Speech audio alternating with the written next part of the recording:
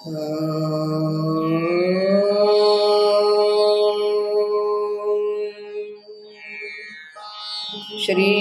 गुरुभ्यो नमः। हरिः ओम्।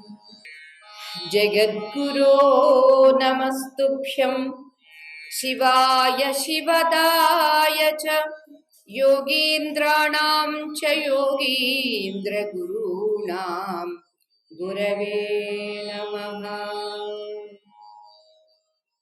हृदयकमलमध्ये निर्विशेषं निरीहं हरिहरविधिवेद्यं योगिभिर्ध्यानगम्यं जननमरणभीतिभ्रंसि सच्चित्स्वरूपं सकलभुवनबीजं ब्रह्मचैतन्यमीडे। अरुणाद्रिदरीवासं करुणामयविग्रहं तरुणादित्यसङ्काशं रमणं गुरुमाश्रये। श्रीरमणं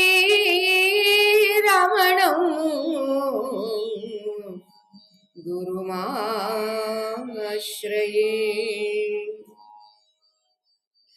ప్రియ దివ్యాత్మ స్వరూపులారా, ఉపదేశ సారము సత్సంగానికి స్వాగతం. ఒక సామాన్యమైనటువంటి వ్యక్తికి స్వేచ్ఛా ప్రారంధం ఎక్కువ ఉంటుంది. అదే ఒక ఆధ్యాత్మికంగా వెళుతూ మనస్సు అప్పుడప్పుడు నేను ఉన్నాను అని అనిపించినప్పటికీ ఆ మనస్సుతో పరేచ్ఛా ప్రారంధంగా జీవితాన్ని గడుపుతూ ఉండేటటువంటి వారు ఒక సాధకులు అని మనం చెప్పుకోవచ్చు. అయితే సిద్ధస్థితిలో స్వేచ్ఛా ప్రారంధము ఉండదు, పరేచ్ఛా ప్రారంధము ఉండదు.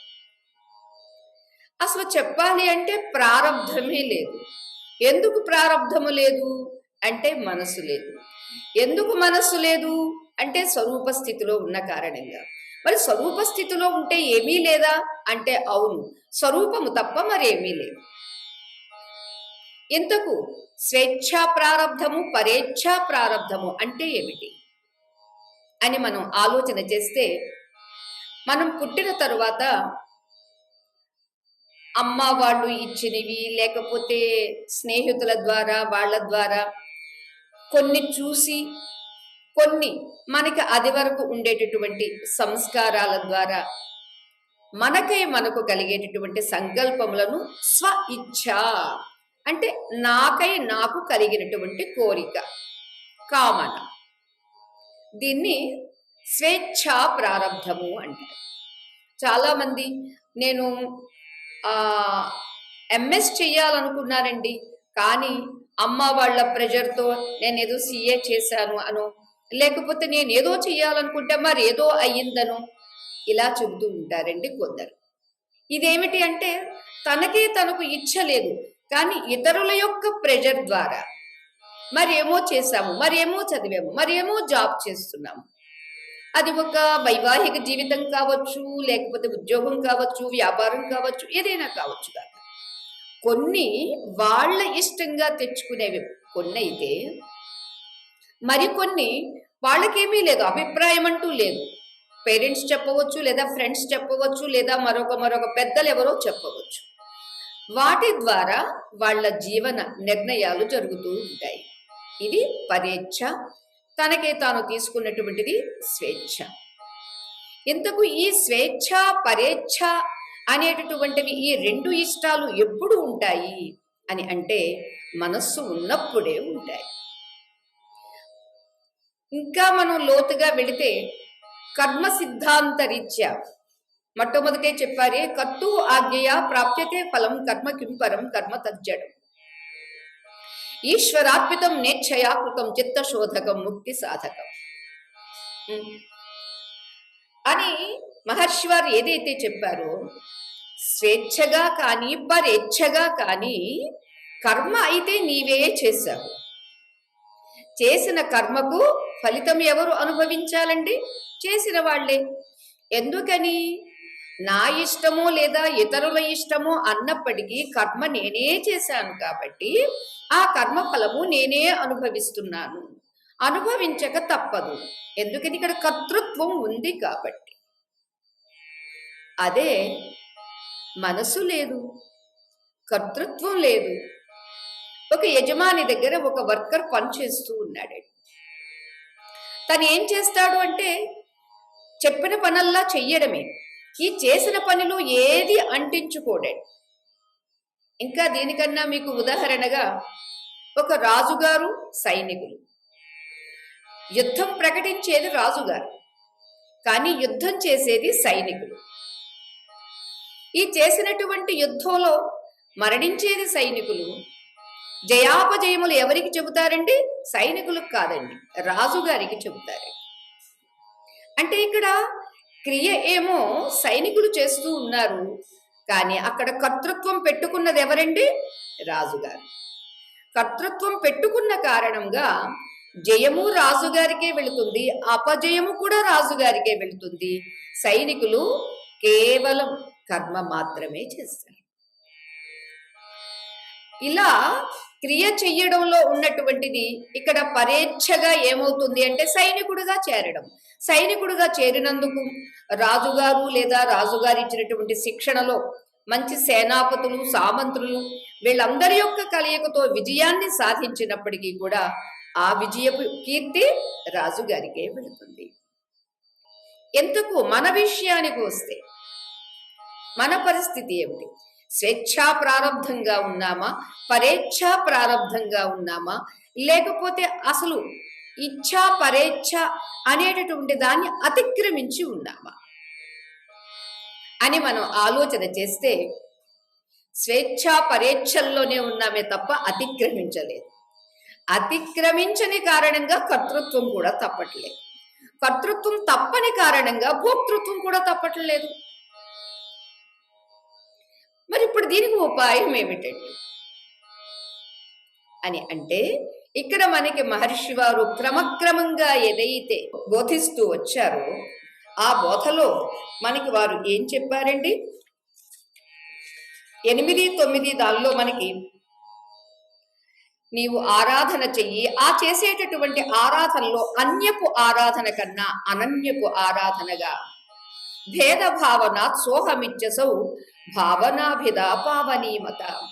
అన్యంగా చేసే ఉపాసన కన్నా అనన్యంగా చేసేటటువంటి ఉపాసన మిన్న అని చెబుతూ, అలా చేస్తూ చేస్తూ ఉన్నటువంటి నీకు నీ భావము శూన్యమైపోవాలి. భావశూన్య సద్భావ సుస్థితి భావనా బలాత్ భక్తిరుత్తమ అని మరలా మనకి 9వ మంత్రంలో చెప్పారు. ఎందుకంటే ఇదంతా ఈ ప్రాసెస్ దేనికండి అంటే, అసలు నాకు ఇచ్ఛా వద్దు, పరేచ్ఛ వద్దు, రెండూ వద్దు, అసలు కర్తృత్వము వద్దు, భోక్తృత్వము వద్దు అంటే ఏం చెయ్యాలి అనే ఉపాయం తెలియచేస్తున్నారు. మనకి ఎంతసేపు భావాలు పెరుగుతూ ఉంటాయండి, కానీ భావశూన్యం కాదండి. మరి భావశూన్యం కావాలి అంటే ఏం చెప్పారండి? ఈ భావాలన్నీ ఎక్కడ పుడుతున్నావో అక్కడ లయం చెయ్యి. హృత్స్థలే మనః స్వస్థతా క్రియ భక్తి యోగ బోధాశ్చ నిశ్చితం. ఈ మనస్సు ఎక్కడి నుండి పుడుతుంది? ఈ భావాల పుట్ట ఎక్కడి నుంచి జనిస్తుంది అని అంటే హృదయం నుండి జనిస్తుంది. అంతే, దాని జన్మస్థానమైనటువంటి దాని యందు తీసుకువెళ్ళి దాన్ని కలిపివేయి. హృదివిష మనసా చిన్వత మజ్జతావా. ఈ క్రమాన్ని మనం మర్చిపోకుండా ఉండగలిగితే, ఆ క్రమంలో మనం కూడా పయనించగలిగితే తప్పనిసరిగా మహర్షి వారు చెప్పినటువంటి ఆ భావశూన్య స్థితి అంటే ఏమిటో ముందుగా మనకి తెలుస్తుందండి. మహర్షి వారు కూడా ఏమంటారంటే, తాను తానుగా ఉండే స్థితియే తన్ను తాను ఎరిగేటటువంటి స్థితి అని మనకి 26వ పద్యంలో భగవాన్ చెప్తారు. అంటే తానుగా ఉనికియే తన్నెరుంగటరా. తానుగా ఉనికియే తన్నెరుంగుటరా, తాను రెండెక్కడ తన్మయ నిష్ఠ. తానుగా ఉండుటే అంటే తన యొక్క ఉనికిని తాను గుర్తించుట. ఎప్పుడైతే తన ఉనికిని తాను గుర్తించాడో అప్పుడు అక్కడ రెండు లేవు. రెండెక్కడా? మరి రెండు లేనప్పుడు ఉన్నది ఏమిటంటే తన్మయ స్థితి. అంటే మనస్సు మయమైపోతుందండి. ఏ మయమవుతుందండి? తన్మయం అవుతుందండి. మనం తరచూ వాడుతూ ఉంటాము, అబ్బా ఎంత తన్మయం అనిపించిందండి ఆ కీర్తన వింటూ ఉంటే అని. తత్ అంటే అది. ఏమది? బ్రహ్మ. ఆ బ్రహ్మయందు మన ఈ మనస్సు కాస్త మయమయ్యింది. అంటే తత్మయమయ్యింది, అంటే బ్రహ్మమయమయ్యింది. ఇది తన్మయం. మనకు తెలిసినా తెలియకపోయినా వాడుతూ ఉంటాము. కానీ కొన్ని కొన్ని పదముల యొక్క అర్థాన్ని, ఆ శబ్దార్థాన్ని మనం కాస్త వివేకిస్తే, వివరించుకుంటే ఓహ్ ఇది నిజమే కదా అని అనిపిస్తుంది అన్నమాట. అంచేత తాను రెండెక్కడ తన్మయ నిష్ఠ. తత్ ఆ బ్రహ్మయందు నిలిచి ఉండడమే తన్మయ నిష్ఠ. అంటే ఆత్మజ్ఞానము కలిగితే ఆత్మగా తాను నిలిచి ఉండుట.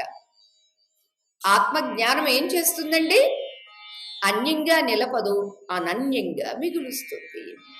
అదే సత్స్థితి, అదే స్వస్థితి. సత్ స్థితి, స్వస్థితి. అదే తత్ స్థితి, అదే సుస్థితి. పదాలు కాస్త ఏమో గడిబిడిగా అనిపించిన అర్థం మాత్రం ఒక్కటే, స్వరూప స్థితి మాత్రం అది ఒక్కటే. దానికి రమణ మహర్షి వారు స్వయంగా ఆంగ్లంలో చెప్పిన మాట కూడా, to see is to know is to become, and to become is to be. అంటే అది నీవు దర్శించాలి అనుకుంటే తెలుసుకోవాలి. ఆత్మ వారే ద్రష్టవ్య, శ్రోతవ్య, మంతవ్య, నిధిధ్యాసితవ్య అని ఏ ఉపనిషత్తు వాక్యం ఉందో దాన్ని ఇక్కడ రమణ మహర్షి వారు అదే విషయాన్ని చెప్పారు. నీవు దర్శించాలి అంటే తెలుసుకోవాలి, తెలుసుకోవాలి అంటే నీవు వినాలి, నీవు వినాలి అంటే నీవు దాన్ని మననం చెయ్యాలి. విన్నదాన్ని మరి మననం చేసిన దాన్ని అనుభూతపరచుకోవాలి. అదే నిధిధ్యాసనం. అంటే టు బి, ఉండుట, భావించుట కాదండి. భావించుట కాదు, స్థితిలో ఉండుట. అందుచేత మనస్సును నశింప చెయ్యాలి అని అంటే ఏమిటది? ఒకే ఒక ఏకచింత. ఏకచింతనాత్ నాశమేది అని అన్నారండి. ఏకచింతన ఏమిటి? ఒక్కటి ఏదుందో దాన్నే చింతించడం. మన చింతన నానా చింతన. నానా చింతనలో దీన్ని పట్టుకుంటుంది, మరలా దీన్ని పట్టుకునేలో మరలా ఇంకోటి కనిపిస్తే మరలా ఇది విడిచిపెట్టి అది పట్టుకోవాలనుకుంటుంది. రెండు ఏకకాలంలో పట్టడం కూడా దీనికి తెలియదండి. చాకచక్యము లేదు, సామర్థ్యం లేదు మన మనస్సుకి. అంచేత నానా చింతన చేస్తూ ఉంటుంది, నానా అవస్థలు పడుతూ ఉంటుంది మనస్సు. అంచేత ఇక్కడ మహర్షి వారు అంటున్నారు, నానా అవస్థలు పడవద్దు. ఎందుకంటే నానాత్వం సత్యం కాదు కాబట్టి. నిజంగా నానాత్వమే సత్యం అన్నట్లయితే నానాత్వాన్ని పట్టుకోవచ్చండి. నానాత్వము సత్యము కానప్పుడు నానాత్వం మీద నీ దృష్టి, నీ మనస్సు పెట్టి ఎందుకు ఇంత వెంపరలాడతావు? ఏకత్వమే సత్యము. అంచేత ఆ ఏకత్వముపై దృష్టి పెట్టు, ఆ ఏకత్వాన్నే చింతించు. చింతించి చింతించి చింతించి నీవు ఆ స్థితిలో మిగిలిపోవడానికి కేవలం ఏకత్వమైనటువంటి ఆత్మచింతనయే, ఆత్మ విచారణయే. ఈ విచారణ ఒక్కటే నీకు ఉపాయం సుమా అని చెప్పారండి. సరేనండి, మీరేదో ఉపాయం చెప్పారండి, మరి అలా ఉపాయంగా మేము చేస్తే ఏమిటండి లాభము అని అంటావా? మనస్సు నష్టపోతుంది. ఇంతకు ఈ మనస్సు నష్టపోవాలి అంటే దానికే మనకి శ్రీ శంకర భగవత్పాదులు వారు వివేక చూడామణిలో చిత్తస్య శుద్ధయే కర్మ నతు వస్తూపలబ్ధయే వస్తు సిద్ధిర్విచారేణ నకించిత్ కర్మ కోటిభిః. ఇంతకు ఈ అవస్థ, ఈ నానా చింతన ఎందుకు జరుగుతుందండి అంటే ఆ మనస్సుకి బుద్ధి లేక, చిత్తానికి శుద్ధి లేక. మరి ఇవి రెండు కలిగించుకోవాలంటే ఏం చేయాలండి? సత్కర్మాచరణ. ఈ సత్కర్మాచరణ ఎలా అవుతుందంటే అది ఏదో వేరేగా ఉందా అని అంటే వెరీ సింపుల్ అండి. సత్యమైన దాని కోసము నీవు చేసే ప్రతి కర్మ సమర్పించడమే సత్కర్మాచరణ. మనం ఏం చేస్తున్నాము? అసత్యమైన వాటి కోసం చేస్తున్నామండి. ఇది ఎవరి కోసం చేశారండి వంట? మా పిల్లలకి బిర్యానీ అంటే చాలా ఇష్టం అండి, అంచేత మా పిల్లల కోసం చేశారండి. అరే, మా పిల్లల కోసం చేశాను అని అన్నప్పుడు ఎవరుంటే మా పిల్లలు ఉన్నారు, ఆ తత్వాన్ని, ఆ కారణత్వాన్ని మర్చిపోతున్నావు. మర్చిపోయి ఏం చేస్తున్నామండి? కాసేపు ఉండి మరి కాసేపు కనిపించకుండా పోయేటటువంటి దాని కోసమని మనం చేస్తున్నాము. అంచేత ఇవన్నీ అసత్కర్మలు అయినవి. అంచేత అసత్ అనేటటువంటి భావనని విడిచిపెట్టి సత్యస్వరూపము, ఏమోనండి ఆ సత్ అంటారు, చిత్ అంటారు, ఆనందం అంటారు, నాకు ఇంకా దాని పరిచయమే కాలేదు అని అంటారా? సచ్చిదానంద స్వరూపమే అందరికీ అందుబాటులోకి రావడం కోసము ఎన్నోసార్లు ఈ భూమి పైకి అవతరించింది. యదా యదా హి ధర్మస్య గ్లానిర్భవతి భారత అభ్యుత్థానమధర్మస్య తద ఆత్మానం సృజామ్యం అని అతనే చెప్పుకున్నాడు. ధర్మానికి గ్లాని జరిగినప్పుడు నన్ను నేను సృజించుకుంటాను. ఎందుకని? ఆ గ్లాని ఎప్పుడైతే ధర్మానికి జరిగిందో ఆ ధర్మాన్ని ఉద్ధరించడం కోసం. ధర్మమే ఈ జగత్తుకు మూలము, ధర్మమే సుఖానికి కారణము, ధర్మమే జీవనము. ఎవడు ఏది కోరుకున్నా ధర్మం ధర్మం ధర్మం. ఎప్పుడైతే ఈ ధర్మాన్ని తెలుసుకున్నాడో, ధర్మాన్ని ఆచరించాడో, అప్పుడు బ్రహ్మం అంటే ఏమిటో తెలుస్తుంది. ధర్మము లేనివాడికి, ధర్మాచరణ లేనివాడికి అసలు బ్రహ్మ గురించి తెలిసే వీలే లేదు. అందుకని ఈ చేసేటటువంటి ప్రతి కర్మ, ఏ కర్మ కావాలంటే సత్కర్మ కావాలి. అంచేత పదే పదే అవతరిస్తున్నటువంటి ఆ భగవంతుని గురించి సమర్పించు, ఆ భగవంతుని గురించి చెయ్యి. మా పిల్లలుగా ఉన్న భగవంతుని కోసం బిర్యానీ చేశాను, భర్తగా ఉన్న భగవంతుని కోసం చాయ్ పెట్టాను, లేదా కుమార్తెగా ఉన్నటువంటి భగవంతుని కోసం నెక్లెస్ చేయించాను, వాట్ ఎవర్. ఇది సత్కర్మ. ఇక్కడ మీరు గ్రహించాల్సింది ఏమిటంటే, ఏదో సత్కర్మ అంటే ఇక వంట, వార్పు, ఉద్యోగము, వ్యాపారం ఇవేవీ లేకుండా చేతిలో జపమాలు పెట్టు కూర్చోవాలండి, లేకపోతే అడవుల్లోకి వెళ్ళిపోవాలండి, లేదా యాత్రలకు వెళ్ళిపోయి ఏదో ఒక క్షేత్రంలో ఉండాలండి. ఆహా, అదేమీ చెప్పటం లేదు. నీకు కావాలి తెలివి, నీకు తెలియాలి జ్ఞానం. ఎప్పుడైతే జ్ఞానం కలిగిందో, కలిగినటువంటి ఈ జ్ఞానంలో నీ బుద్ధిలో మరి పరివర్తన వస్తుంది, మార్పు వస్తుంది. వచ్చినటువంటి మార్పులో ఏం తెలుస్తుందండి? ఇంతవరకు నేనేదో బాహ్యంలో కనిపించేది సత్యము అనుకున్నాను, కాదు కాదు. ఇలా బాహ్యము ఉంది అంటే దీనికి కారణము ఒక ఆంతర్యము ఉంది, ఒక ఆధారము ఉంది. అంచేత ఆ ఆధారమే సత్యము, అదే పరమార్థము. మిగిలినటువంటివి కనిపించడానికి ఉండేటటువంటివి ఈ నామరూప జగత్తు అంతా కూడా మిథ్య, అంటే కనిపించడానికి మాత్రమే ఉంటుంది. మరి ఏది సత్యం? బ్రహ్మ సత్యం. అస్థి భాతి ప్రియములు అనేటటువంటివి బ్రహ్మ లక్షణములు, నామము రూపము అనేటటువంటిది ప్రపంచ లక్షణం. మనమేం చేస్తున్నాము? నామాన్ని పిలుస్తున్నాము, రూపాన్ని పట్టుకుంటున్నాము. నామరూపములు సత్యమా అసత్యమా? అసత్యమే. నామం ఎప్పుడు పుట్టిన తర్వాత పెట్టారు, రూపం ఎప్పుడు 9 మాసాల అమ్మ గర్భంలో ఉన్న తర్వాత బయటకు వచ్చింది. స్త్రీనా, పురుషుడా, మనిషా, జంతువా? అంచేత నామరూపములు కాదు, నామరూపములకు ఆధారమైనటువంటి ఏ సచ్చిదానందం అయితే ఉందో అదే సత్స్వరూపం. అంచేత ఆ సత్యస్వరూపమే ఒక భగవంతునిగా ఒక ఆకృతిని ధరించి నా కోసం, నన్ను ఉద్ధరించడం కోసమని అవతరించింది. కాబట్టి ఆ పరమాత్మ కోసం చెప్పారే నిన్న, మన్మనాభవ మద్భక్తో భవ మద్యాజీ మాం నమస్కురు మామే వేష్యసి కౌంతేయ. నీ మనస్సు నా యందు లగ్నం చెయ్యి. మద్భక్తో భవ, నీవు ఎవరి వాడిగానో ఎవరి ప్రేమికుడుగానో కాదు, నా ప్రేమికుడుగా.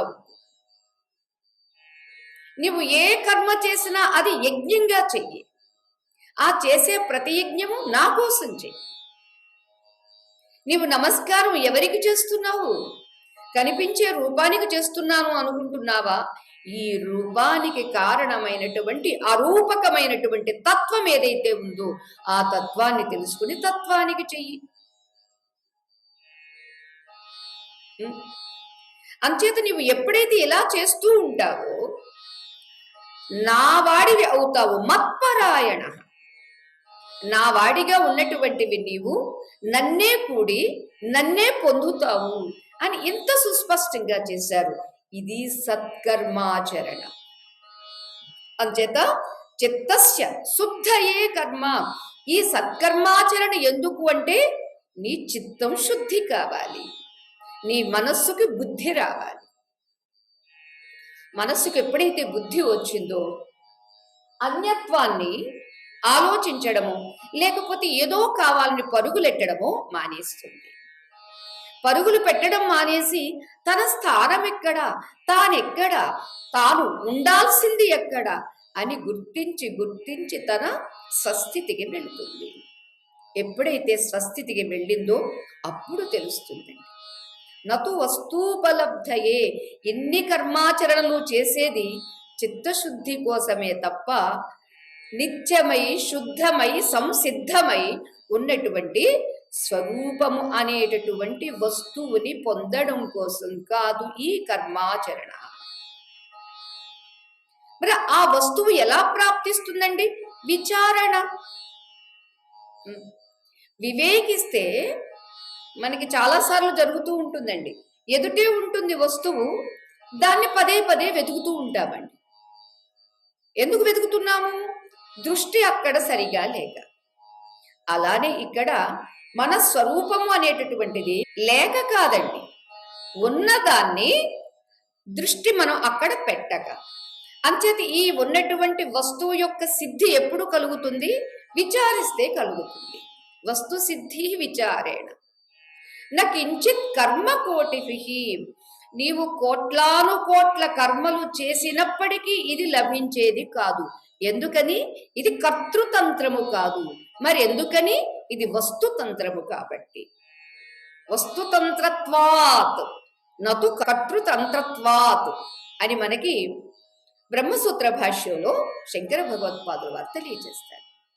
అంచేత మనందరికీ అలవాటు ఏమిటంటే ఎంతసేపు ఆ ఆత్మను పొందాలంటే ఏం చెయ్యాలండి, భగవంతుడు పొందాలంటే ఏం చెయ్యాలండి అని అనుకున్న మనకి భగవంతుడు ఓకే ఇలా చెయ్యి, నీ మనస్సును నాయందు లగ్నం చెయ్యి, నీవు ఏని యందు ప్రీతి ఉన్నా ఆ ప్రీతి నాయందు పెట్టు, వస్తువు యందు కాదు, కారణమైనటువంటి నాయందు పెట్టు. నీవు ఏది చేసినా నా కోసమే చెయ్యి. నీవు ఎవరికి నమస్కరించినా నాకే నమస్కరించు, ఎవరికో కాదు, మరి దేనియందో కాదు, నా వాడిగా ఉండు, అప్పుడు నన్నే పొందుతావు అన్నారండి. ఆ నన్నే పొందుట అని అన్నప్పుడు ఎవడు అతడు, ఎక్కడ ఉన్నాడు అనే విచారణలో తన స్వరూపం ఏమిటో తెలుస్తుంది. అంచేత వస్తు సిద్ధి విచారేణ అని చెప్పారండి. భగవాన్ రమణ మహర్షి కూడా నేనెవడను అనేటటువంటి గ్రంథంలో కూడా ఇలా చెప్పారండి. మనస్సుని బయటికి కాక మనస్సు యొక్క స్వస్థానం ఏమిటి, అసలు దానికి జన్మస్థానం ఏమిటి, అటు తీసుకుని వెళ్ళి విడిచిపెట్టు. అప్పుడు ఏం చెయ్యాలి? ఊరక ఉండడం నేర్చుకో. అదే చుమ్మాయిరు అని తమిళలో చెబుతారండి. అంటే ఊరక ఉండడం అనేటటువంటిది ఏమిటి? జ్ఞాన దృష్టి. ఆత్మస్వరూపమునందు నిలిచి ఉండుట, ఆత్మస్వరూపముగా మిగిలి ఉండుట. టు బి అన్నారు, అందుకనే మిగిలి ఉండడం. అప్పుడు ఎలా ఉంటుంది అని చెబుతున్నారు, వారి మాటల్లోనే మనం తెలుసుకుందాము. ఒక తీవ్రమైనటువంటి ఆత్మనిష్ట ద్వారా ఊరక ఉండడం అనేటటువంటి స్థితి ఏదైతే ఉందో అది కేవలం ఆత్మ విచారణ ద్వారా మాత్రమే జరుగుతుంది. అందుకని నిరంతరము అభ్యాసం చేస్తూ చేస్తూ చేస్తూ ఉంటే, ఎందుకని అది మనస్వరూపమే కాబట్టి ఏదో ఒక రోజు అది సిద్ధించి తీరుతుంది. లేనిదో కానిదో అనుకోండి, దాన్ని పొందాలంటే అబ్బో చాలా ప్రయత్నం చెయ్యాలండి. ఇక్కడ లేనిది కాదు, కానిది కాదు, ఉన్నదే. అటువంటి ఉన్న దాని యందు ఎలా ఉండాలి? వాక్కు అణగి, వాక్యకి నిశ్శబ్దం అయిపోవాలి, మాట్లాడడం ఆగిపోతుంది. ఓకే, కర్మేంద్రియం కాబట్టి వాగింద్రియం సైలెంట్ అయిపోయిందండి. ఆ తర్వాత మనసు మణిగి, మనస్సు మణగాలట. చిన్నప్పుడు ఎప్పుడు విన్న గుర్తుందండి, వాడు ఎప్పుడు నిద్రలో మణుగుతూనే ఉంటాడు అనేటటువంటి భాష. అంటే నిద్రలో ఎప్పుడు నిద్రపోతూనే ఉంటాడు. కొంతమంది కూర్చుని నిద్రపోతారు, కొంతమంది నడుస్తూ నిద్రపోతారు. అంచేత మనం పనులు చేస్తూ నిద్రపోతామని రమణ మహర్షి అంటున్నారు, మనం ఒప్పుకోకపోయినా. ఎందుకని పనులు చేస్తూ నిద్రపోతున్నావు అంటారంటే, అజ్ఞానపు నిద్రలో ఉండి పనులు చేస్తూ ఉన్నావు కాబట్టి పనులు చేస్తూ నిద్రపోతున్నట్టు లెక్క. అంచేత మనస్సు మణిగి, అంతేకాదు కర్మలు ఉడిగి. చూడండి, ఆ పదజాలము చాలా బాగుంది. వాక్కు అణగి, మనస్సు మణిగి, కర్మలు ఉడిగి, చెలింపక ఉండేటటువంటి ఊరక ఉండడం అనేటటువంటిది ఏదో అది స్వస్థితి అని చెబుతూ ఉన్నారు. అంచేత ఆ స్వస్థితి కోసం ఏం చెయ్యాలంటే ఏం చేయకుండా ఉండడమే కావాలండి. రమణ మహర్షి వారు ఏమంటున్నారంటే, శాశ్వతమైనటువంటి ఆనందంగా ఉండాలి, ఆనందాన్ని పొందడం కాదు, ఆనందంగా ఉండాలి, శాంతిగా ఉండాలి అని అంటే ఆత్మ విచారణ తప్ప మరొక సులభమైనటువంటి మార్గము ఏమీ లేదు అంటున్నారు. నాణ్య పంథ విద్యతేయనాయ, ఇక ఈ మార్గమున కన్నా మరొక మార్గము ఏమీ లేదు. అంచేతే శృతులు కూడా జ్ఞానాదేవతు కైవల్యం, తెలుసుకోవడం వల్ల మాత్రమే నీకు ఆ కేవలత్వ స్థితి సిద్ధిస్తుంది. ఇక్కడండి నాకు చాలా తెలివితేటలు ఉన్నాయండి, ఎస్ నేను బాగా లెక్చర్స్ ఇస్తానండి ఆత్మజ్ఞానం గురించి అని అంటే, నీవు లెక్చర్స్ ఇచ్చేటటువంటి జ్ఞానం కాదు ఇది, అనుభూతిగా మిగిలేది. అనుభూతిగా మిగిలిన తర్వాత అసలు దాని గురించి చెప్పడానికి ఏముంది? అసలు చెప్పుదామంటే వాక్కుకు అందనిదే, అవాంగ్మానస గోచరం అన్నారండి. అందుకని అది వాక్కుకు అందేది కాదు, మనస్సు చేత ఊహింపబడేది కాదు, బుద్ధి చేత నిశ్చయింపబడేది కూడా కానే కాదు.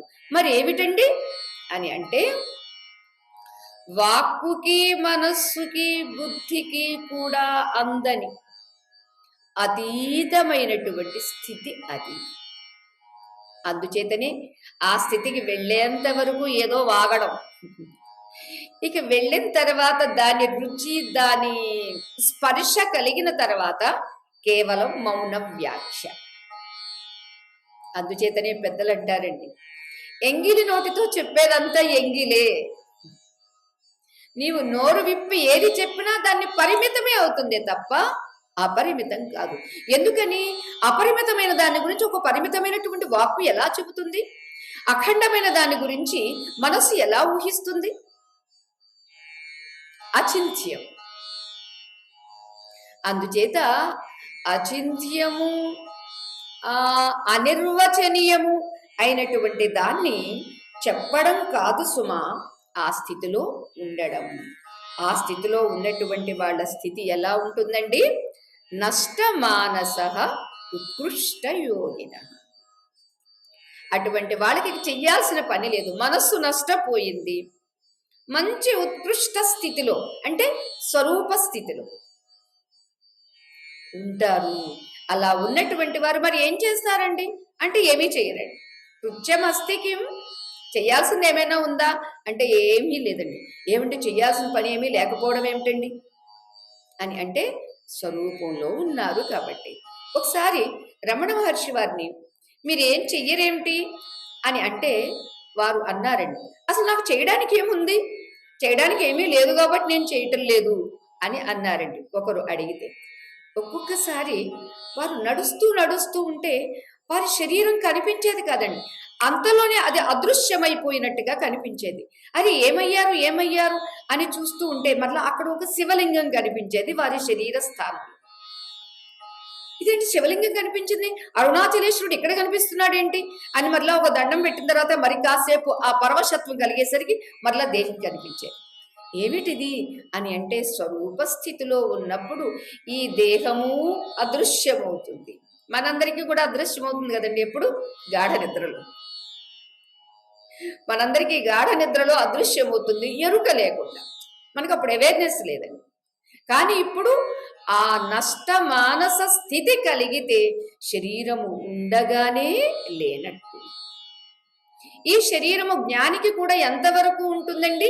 శరీరము యొక్క ప్రారంధం ఉన్నంత వరకు ఉంటుందే తప్ప జ్ఞాని యొక్క ప్రారంధము అనేది చెప్పడానికి వీల్లేదు అన్నారు. ఇక్కడ ఒక ఏకచింతనారాధనలో జరిగేటటువంటి యథార్థ గాథను ఒకటి మనం చెప్పుకుందాం. ఒకసారి అరుణాచలంలో ఆ దేవాలయంలో ఇద్దరు కుర్రాళ్ళు, 7-8 ఏళ్ల వయస్సున్న కుర్రాళ్ళు చూశారు. హుండీ మీద వాళ్ళు దృష్టి పడింది. హుండీలోవి మనం కాస్త దొంగతనం చేద్దాము అనుకున్నారు. ఎవరూ చూడటం లేదు కదా అని అనుకున్నారు. చుట్టూరా చూశారు. చూసిన తర్వాత ఒకడు, ఒరే చూడురా ఒకసారి బయటికి వెళ్ళి చూడు, ఎవరు రావటం లేదు కదా, గుమ్మం దగ్గరికి వెళ్ళి చూడు అన్నాడు. సరే ఎవరు రావటం లేదు కానీ అన్నాడు. ఏమిట్రా కానీ అంటున్నావు అని అంటే, అదిగో ఎదురుగా కళ్ళు గుడ్లప్పగించి చూస్తూ ఉన్నాడు అన్నాడు. ఎవడ్రా అని అన్నాడు. ఇంకెవడు, అదిగో ఎదుట అక్కడ శివలింగంగా ఉన్నాడే ఆయన మాత్రం గుడ్లప్పగించి చూస్తున్నాడు అన్నాడండి ఈ కుర్రాడు. అవునా, సరే అయితే ఉండు నేను వెళ్ళి మాట్లాడొస్తాను అని చెప్పి దగ్గరికి వెళ్ళి, ఇదిగో మేము దొంగతనం చెయ్యాలనుకుంటున్నాము, మా దొంగతనం బయట పడనివ్వకుండా నువ్వు చెయ్యి, అలా చేస్తే నీకు కూడా ఒక వాటా ఇస్తాము. మేమిద్దరం కదా, నీవు 3వ వాడివి, నీకు కూడా వాటా ఇస్తాము. అదిగో వాళ్ళు పటికీ బెల్లం పెడుతున్నారు కదా, ఆ పటికీ బెల్లంలో కూడా ఒక వాటా నీకు, 2 వాటాలు మాకు, మేము ఏది చేసినా నీకు ఒక వాటా, మా ఇద్దరికి చెరొక వాటా అని చెప్పారండి. ఆయన తల ఊపాడో లేదో తెలియదండి. వీళ్ళు మాత్రం పని చేసుకున్నారండి. ఇలా వీళ్ళకి రోజు పరిపాటి అయిపోయిందండి. వీళ్ళిద్దరూ దొంగతనం చేయడం, ఆయనతో వాటా పెట్టుకోవడం, ఆయన కూడా మరి సహకరిస్తున్నట్టున్నాడు. ఇంతవరకు దొంగతనం బయటపడలేదండి. సరే కొన్నాళ్ళు అయిన తర్వాత మొత్తానికి ఒకరోజు పూజారి గారు పట్టారండి పిల్లలిద్దరూ దొంగతనం చేయడం. సరే పట్టుకుని, అరే తీరా వీళ్ళు చిన్నపిల్లలు, అదే పెద్ద పిల్లలైతే వీళ్ళకి కాస్త పెద్ద శిక్ష వేసేవాళ్ళము, మరి వీళ్ళకి శిక్ష ఏమిటా అని ఆ అర్చకుడు, ఆ ఆలయ అర్చకుడు, ఆలయ అధికారి ఇద్దరు కలిసి కూర్చుని, సరే వీళ్ళకు శిక్ష వేద్దాము. ఏమిటా శిక్ష అంటే ఆ లోపల ఉన్నటువంటి గుడికి ప్రదక్షిణం చెయ్యడము అని అన్నారండి. సరే ప్రదక్షిణం చేయమంటే పిల్లలు కదా, సరే అనుకున్నారు. పిల్లలు ప్రదక్షిణం చేస్తూ ఉన్నారు. వీళ్ళు నిజంగా చేస్తున్నారా లేకపోతే అల్లరిగా అటు ఇటు పారిపోతున్నారా ఏంటో చూద్దామని ఇద్దరు కొంచెం దూరంగా కూర్చుని ఆ అధికారి, ఏది ఆలయాధికారి అర్చకుడు చూస్తూ ఉన్నారు. ఆశ్చర్యము, ఇద్దరు కుర్రాళ్ళతో మూడో కుర్రాడు తిరుగుతున్నాడు. ఎవడా మూడో కుర్రాడు అని చూసేసరికి ఆ కుర్రాడు ఈ కుర్రాడు ఇద్దరికన్నా విలక్షణంగా ఉన్నాడండి. మంచి బంగారు కాంతితో మెరిసిపోతూ ఉన్నాడండి.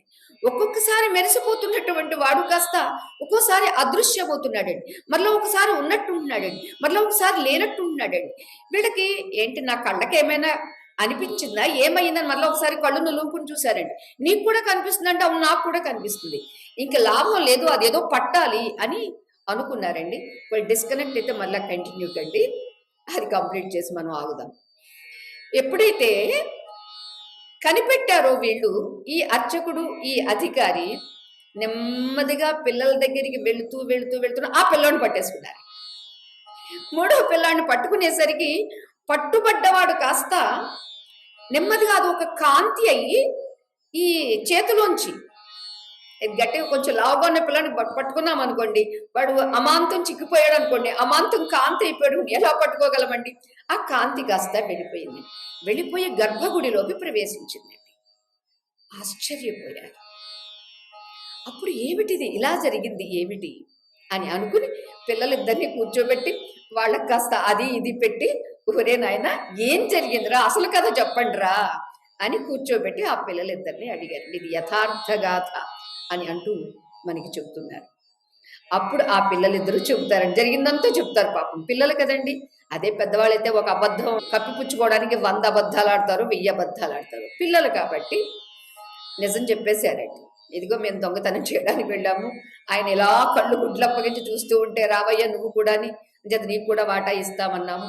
మీరు మాకు వేసినటువంటి మరి శిక్షలో ఆయనకు కూడా వాటా ఉంది కాబట్టి ఆయన కూడా తిరిగాడు మాతో పాటు. ఆశ్చర్యపోయారు. మీరు ఎంత అదృష్టవంతులు చూడండి. ఒక అమాయకపు హృదయానికి దర్శనాన్ని ఇవ్వగలిగేటటువంటి భగవంతుడు. అరుణాచల శివ అరుణాచల శివ అరుణాచల శివ అరుణ శివ అరుణాచల శివ అరుణాచల శివ అరుణాచల శివ అరుణ శివ. ఎప్పుడైతే ఈ ముగ్గురు కుర్రాళ్ళు కనిపించారో మూడో కుర్రాడు చాలా అందంగా ఉన్నాడు. అప్పుడప్పుడు అది ఒక కాంతిగా కనిపిస్తుంది. ఆ కాంతి మధ్య మధ్యలో గుళ్ళోకి వెళుతుంది, మరలా వస్తుంది. గమనించినటువంటి వీరు ఆ పిల్లలిద్దరినీ కూర్చోబెట్టి ఆలయ అధికారి అర్చకుడు అడిగితే మొత్తం విషయం అంతా చెప్పారండి. ఒక వాటా స్వామికి కూడా ఇస్తాము అన్నాము, అంచేత వాటా ఇస్తూ వచ్చాము, మేము 2 వాటాలు మేము తీసుకుంటూ ఉన్నాము అని అంటే అప్పుడు వారిద్దరూ గ్రహించారండి, ఆలయ అధికారి అర్చకుడు. ఏమిటి అంటే పిల్లలు అన్న మాటకు స్వామి కూడా అగ్రి అయ్యి ఒప్పందం చేసుకొని వాళ్ళు ఇచ్చిన దాన్ని తీసుకున్నాడు కాబట్టి వాళ్ళకి ఇచ్చినటువంటి శిక్షలో అతడు కూడా వాటా పంచుకున్నాడు. భగవంతుడు అందున మనం అష్టమూర్తులని చెప్పుకున్నాం కదండి. అష్టమూర్తుల్లో తేజోలింగము అరుణాచల లింగము. అంచేత తేజోరూపంగా ఉన్నటువంటి వాడు ఒకసారి ఆకృతి ధరించి మరొకసారి నిరాకృతిలో తేజస్సుగా కాంతిగా ఉంటూ మరొకసారి ఆ లింగ స్వరూపంగా ఉంటూ ఎంతమందిని ఉద్ధరిస్తూ ఉన్నాడు.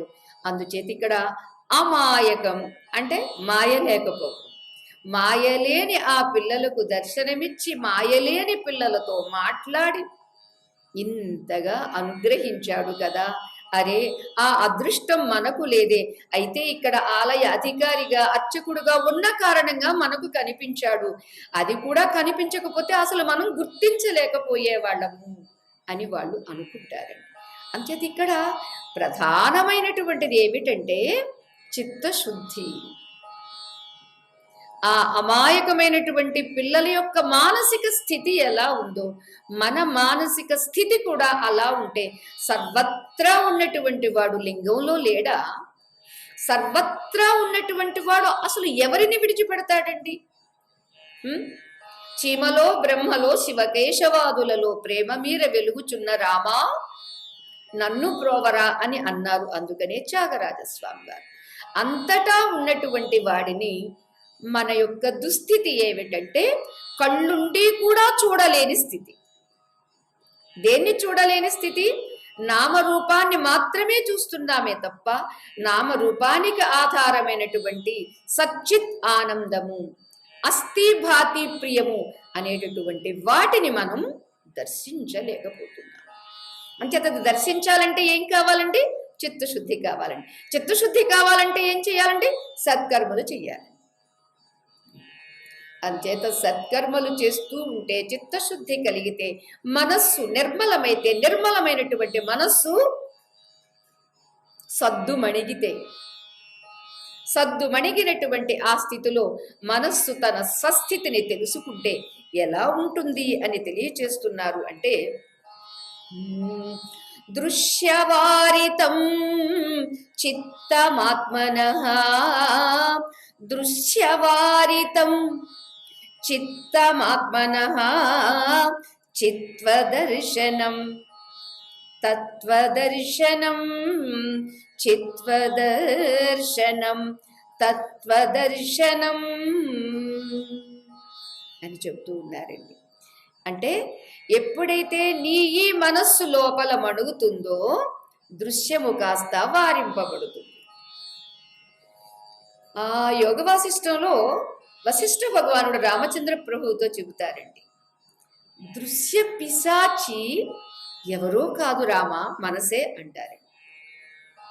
ఈ దృశ్య పిశాచి ఉన్నంత వరకు మనకి దృశ్యం కనిపిస్తూనే ఉంటుందండి. జాగ్రత్తలో దృశ్య పిశాచి, స్వప్నంలో దృశ్య పిశాచి, సుషుప్త్యవస్థలో ఆ పిశాచి లేదు కాబట్టి దృశ్యం లేదు. చూడండి, ఇది మన అనుభవమే. మన అనుభవాన్ని మనం గుర్తిస్తే, ఉపదేశ సారాన్ని మనం గ్రహిస్తే వాస్తవమే మనకి తెలుస్తుంది.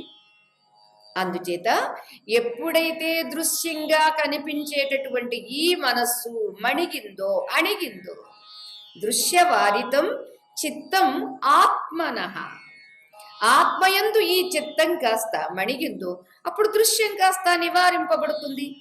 చూడండి, గాఢ నిద్రావస్థలో నివారింపబడుతుంది, మరలా వచ్చేస్తుంది.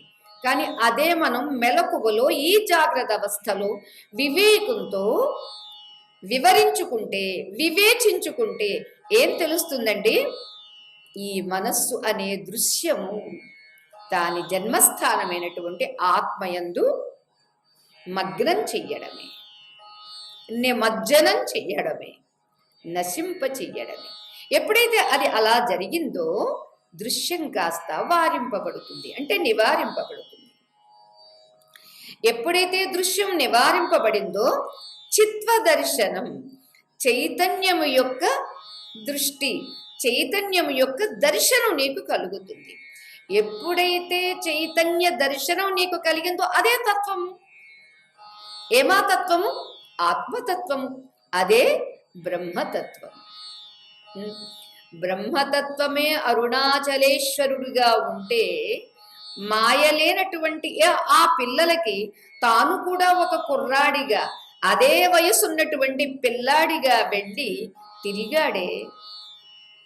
ఎందుకని? అక్కడ వాళ్ళకి మాయా మర్మం లేదు కాబట్టి. అంతేది ఇక్కడ ఎప్పుడైతే తెలిసి ఆ లింగము శివలింగము ఆత్మలింగము అని గుర్తించాడో అప్పుడు దృశ్యము నివారింపబడుతుంది, చిత్ దర్శనమవుతుంది. ఆ చైతన్య దర్శనమే తత్వము, తత్వం. అదే నీవు. ఏమా అది? బ్రహ్మ, తద్బ్రహ్మ. ఆ బ్రహ్మ అయినటువంటిదే నీవుగా గుర్తిస్తావు. అప్పుడు తత్వదర్శనం. జ్ఞాతుం ద్రష్టుం చ తత్వేన ప్రవేష్టుం చ పరం తప అంటారు శ్రీకృష్ణ పరమాత్మ అర్జునుడితో 11వ అధ్యాయంలో. నీవు నన్ను చూడవచ్చు, జ్ఞాతుం తెలుసుకోవచ్చు, ద్రష్టుం చూడవచ్చు, తత్వేన అంతేకాదు ప్రవేశించవచ్చు. చూడండి, 3 పదాలను చెబుతారు. నేనంటే ఏమిటో నీవు తెలుసుకోవచ్చు, నాలోకి నీవు ప్రవేశించవచ్చు, నన్ను నీవు చూడవచ్చు. ఇలా ఒకటి తెలుసుకోవడం, రెండవది దర్శించడం, మూడవది ప్రవేశించడం, నాలుగవది మిగలడం. ఇక ఆ తర్వాత ఏమీ లేదండి. చిత్వదర్శనం, తత్వదర్శనం అని మనకు తెలియచేస్తున్నారు. దాని వివరణ మనం రేపు చెప్పుకుందాం. ఓం సహనా భవతు సహనౌ భునక్తు సహ వీర్యం కరవావహై తేజస్వినావధీతమస్తు మా విద్విషావహై. ఓం శాంతి శాంతి శాంతి.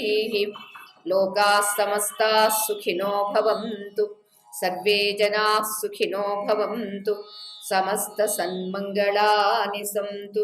హరి ఓం తత్సత్. శ్రీ గురుభ్యో నమః. హరి ఓం.